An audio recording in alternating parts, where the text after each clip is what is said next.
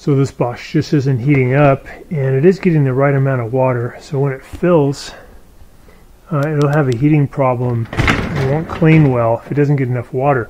But if the water during the fill cycle reaches the top of this, that's great. Then you have the right amount of water. And if it isn't heating, with this type of Bosch, it's probably the circulation pump has a heating part built into it.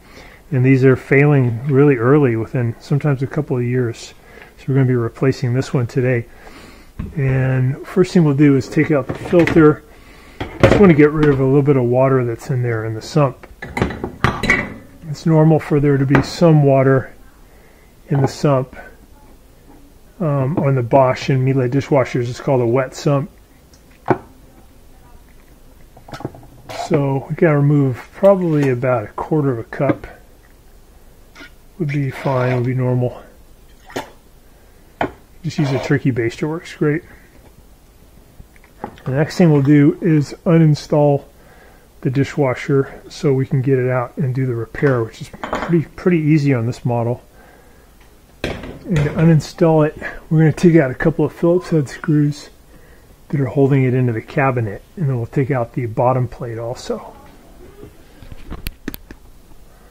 So we're just going to zip out the Phillips head screw here.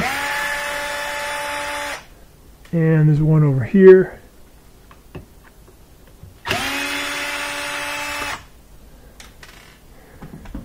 And at this point, the dishwasher may just wiggle out. Sometimes you'll need to remove the bottom plate and do some work on the legs.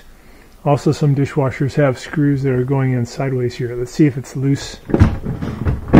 Oh yeah, it may come out. Check to make sure that the drain tube and all is okay. Let's take a look underneath. Now the cabinet, we're going to lay it on its right side. And this model is open on the bottom, so it's going to be really easy to get to the circulation pump. There we go. Need a few tools to get it off.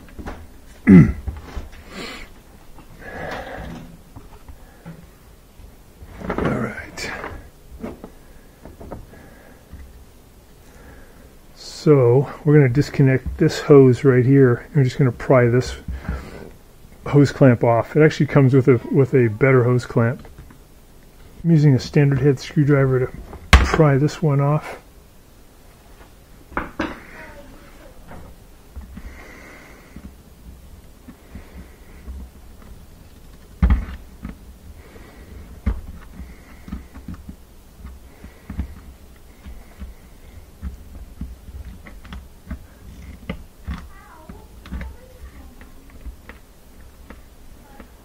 Okay, and then there's a rubber grommet right here. I'm going to remove that. Here's a better pry this thing off, this little rubber grommet. This is kind of holding up the front of it. There you go. Okay. So now I'm going to push down, pull toward me at the same time to get this to come loose. That one comes out. Just want to make sure you have a towel down there just in case to protect the controller. There'll be water inside there. Okay, I gotta let go.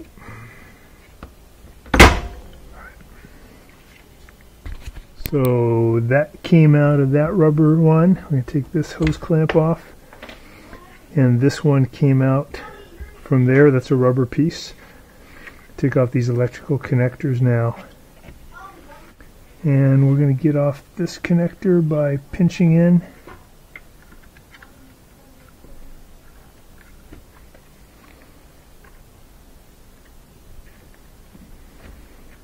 Wiggle that one off.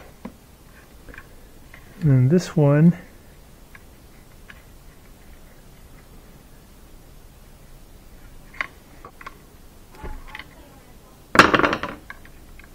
get that one out. This one has a little catch on it. I'm going to push the catch toward my left, wiggle that one out. So I want to put on this new hose clamp right here, first thing. That one on, hose clamp on first. You could put a little water in here or a little dishwasher soap inside the rubber piece here to make it more slippery. And you can put a little bit on this one too. So I'll go and add these components on here real quick before I do the install. Put this black one on, and then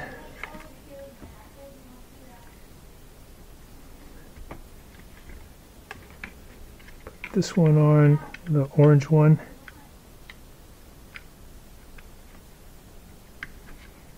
Push it as far as it'll go. Then this bigger one. Alright, now we can go ahead and put these on.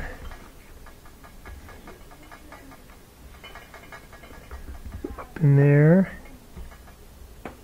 Twist that one in.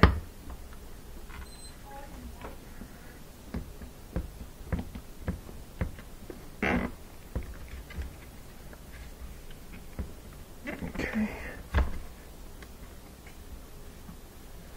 Go ahead and tighten that one.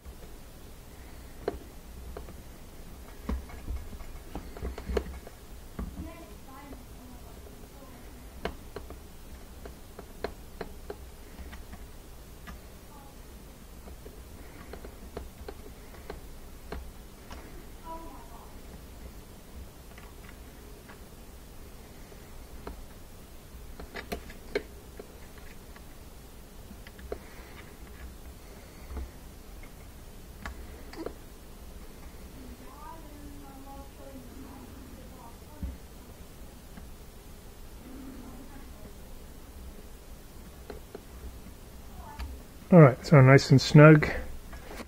Get this one pushed up as far as it'll go. And we're going to put on that little grommet to hold on the front. So, just going to wiggle it on. Push. There we go. So that grommet's on. That's on really tight. It's pushed up in there tight. We're going to give it a try.